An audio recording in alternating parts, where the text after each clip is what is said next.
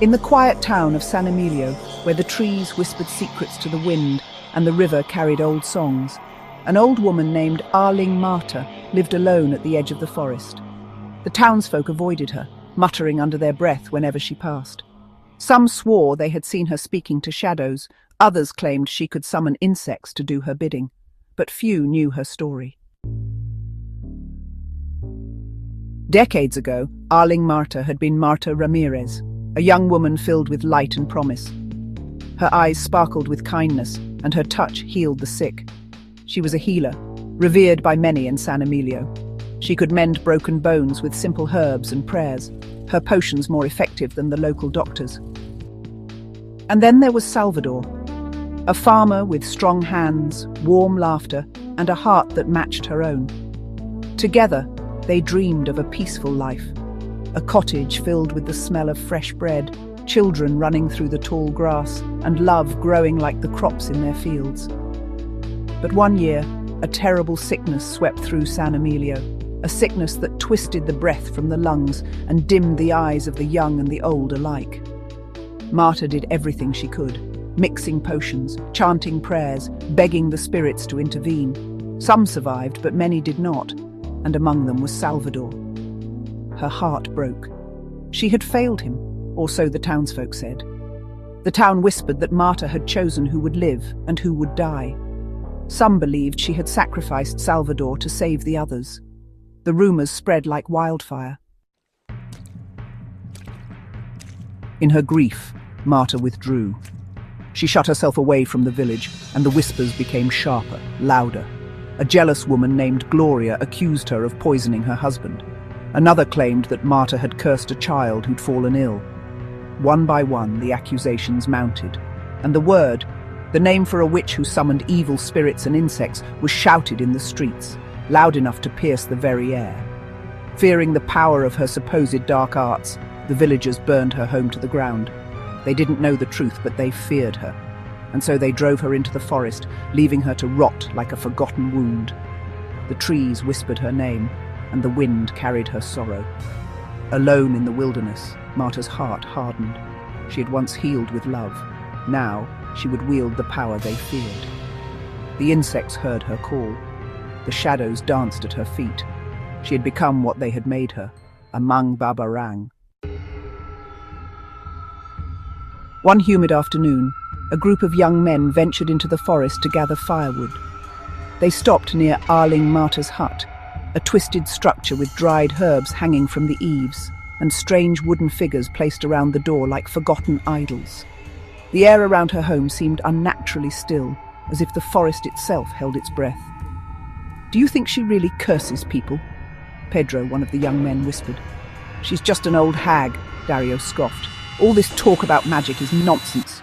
His laughter echoed through the trees, but the rest of the group felt an unease they could not shake. Then they saw her. Aling Marta was crouched over a large clay jar, whispering to something inside.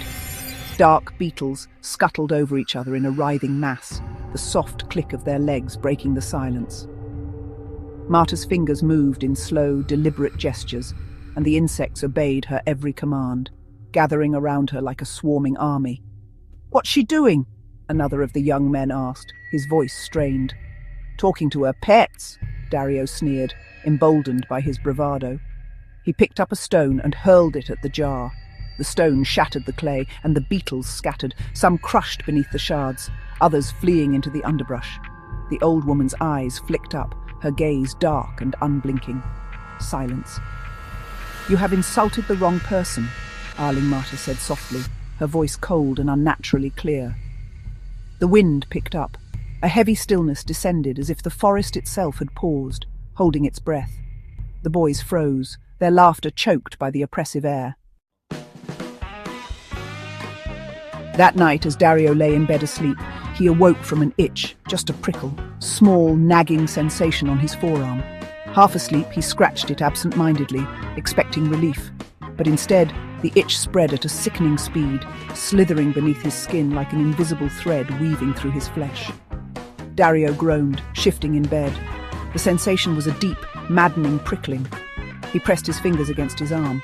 It felt as though something was moving under his skin, crawling, burrowing into him. His breath quickened as he tried to sit up, but the sensation was unbearable, like hundreds of tiny legs scrambling through his veins, just below his skin. He sat up, blinking in the dim candlelight. The air in the room was thick and heavy, as if something unseen watched him from the corners. He rubbed his arm harder. The itch did not go away. Instead, it worsened. His breath hitched. He gasped. His skin bulged, as if something was fighting to break free. Then the first tiny hole appeared, a sharp sting, followed by a minuscule rupture. A single black speck surfaced from beneath his skin, wriggling briefly before disappearing back inside. He watched in horror as small puncture marks appeared on his arms, his chest and his neck. Black, wriggling specks surfaced beneath his skin, their movements sending ripples through his flesh. Dario's body went rigid. He stared at his arm, horror blooming in his chest. He could see them now, small, dark, restless bulges shifting underneath the thin layer of his flesh, as though something was burrowing through his veins. He let out a strangled scream. More holes opened, tiny, gaping wounds dotting his forearms, his chest, his neck. They were growing. The door burst open, and his mother rushed in, candlelight flickering against her wide, terrified eyes. "Dario!" his mother screamed. She rushed to his side, but it was too late. His body jerked uncontrollably as more and more holes opened, letting out a swarm of insects, their tiny bodies writhing and crawling over his skin. His screams were deafening, but the insects crawling continued relentlessly, stinging, digging, feeding.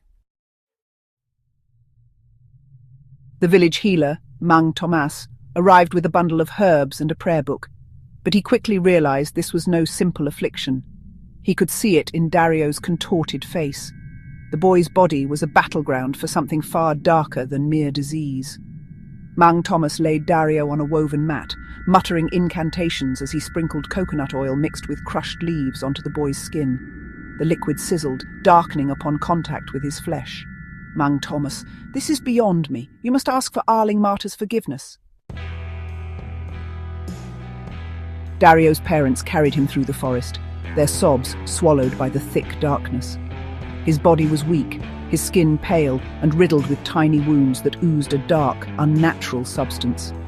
Each step toward Aling Marta's hut was a battle against the fear that clutched their hearts, but desperation had stripped them of pride. They fell to their knees before her doorstep. "Please, take it away," his mother pleaded. Aling Marta stood in the doorway, her silhouette barely illuminated by the flickering light from within. She did not look triumphant. She did not look angry. She only looked tired. For a long moment, she said nothing. Then, she slowly stepped forward, her frail hands reaching out to touch Dario's sweat-drenched forehead. The boy trembled beneath her touch, a breathless whimper escaping his lips. She placed a wrinkled hand over his heart and closed her eyes. The air thickened, humming with a power older than the town itself. She whispered something, words not meant for human ears, words woven from the very roots of the earth and the sighs of forgotten spirits. Dario convulsed, his body arched as the insects inside him shrieked, an unearthly, writhing chorus of agony. His mouth opened in a silent scream as the creatures began to emerge, forcing their way out of his skin, crawling up his throat, pouring from his lips in a black tide. They skittered across the dirt, racing back toward the waiting shadows. The wind carried their chittering cries into the void. When the last of them had gone, Marta released her grip, and Dario collapsed into his mother's arms, sobbing.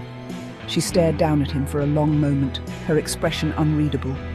Then she turned away, stepping back into the darkness of her hut. "Aling Marta, never mock what you do not understand," she said before the door creaked shut. Dario left Aling Marta's hut healed, but forever haunted by what had transpired. And from that day on, no one in San Emilio ever dared to insult thee again. Deep in the heart of the forest, Aling Marta remained, her power growing with the years. For those who dared disturb her peace, she would ensure they remembered the price of cruelty and fear.